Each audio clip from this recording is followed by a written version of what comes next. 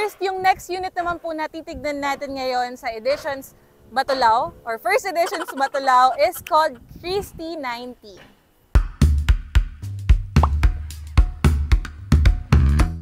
Ang floor area po natin ay 90 square meters. And then yung typical lot area po natin ay 110 square meters.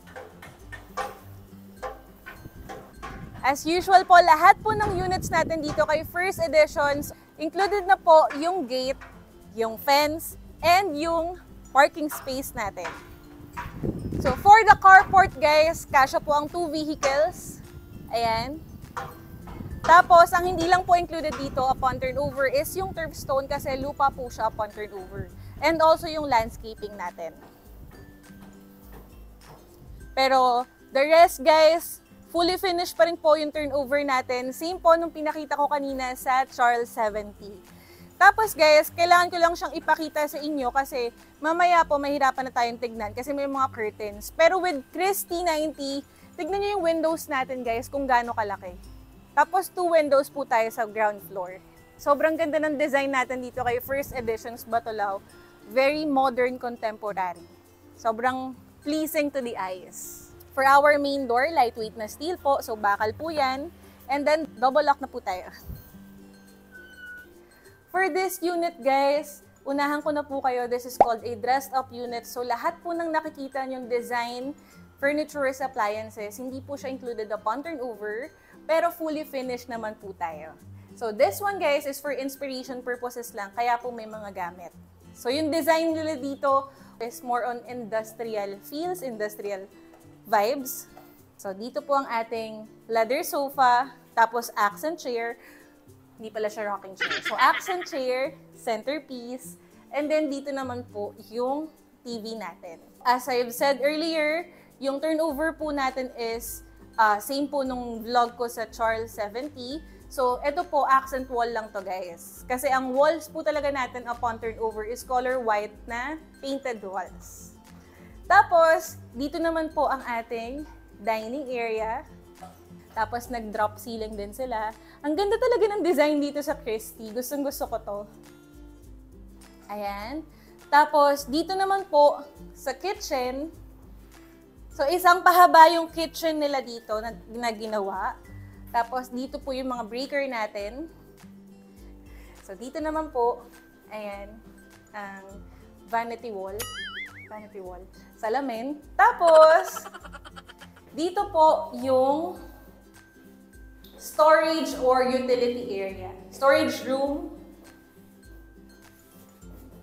Lalabas na po ako kasi nag-e-echo yung boses ko. Tapos, dito naman po yung first bathroom. Ayan. So, ito, design lang din to. Pero, same po ng bathroom sa lahat ng units na pinakita ko earlier. May shower set, may toilet, tapos may lavatory. And also, meron din pong bathroom doors, si Christie. And then, check naman po natin yung service area natin. Ayan. Dito po ang service area. Again, connecting po siya sa parking space sa gilid.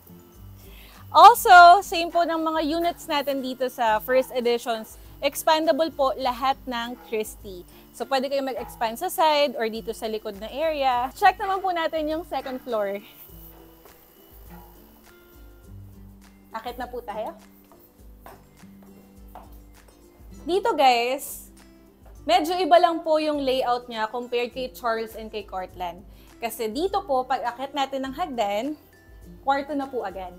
So dito yung first bedroom natin. Tapos, yung second bathroom po natin is nandito sa kabila. Ayan. Second bathroom. For the second bedroom, ayan, dito po sa may likod na area. Tapos dito kung gusto niyo maglagay ng walk-in closet nila. Hindi pala walk-in, closet lang. And then, for the master's bedroom, tada! Ang ganda niya guys, di ba? Tignan nyo, laki. And may last surprise ako sa inyo. Yung master's bedroom natin kay Christie, we also have your very own ensuite, toilet, and bath. So 3 bedrooms and 3 toilet and bath. So that's it for our house tour po kay Christy 90. Again, for more details, if you want sample computation or project details, please message me on my Facebook page, Viber or WhatsApp number so I can assist you properly before po tayo mag-schedule ng site tripping. Once again, this is Romina and thank you po for watching. Bye!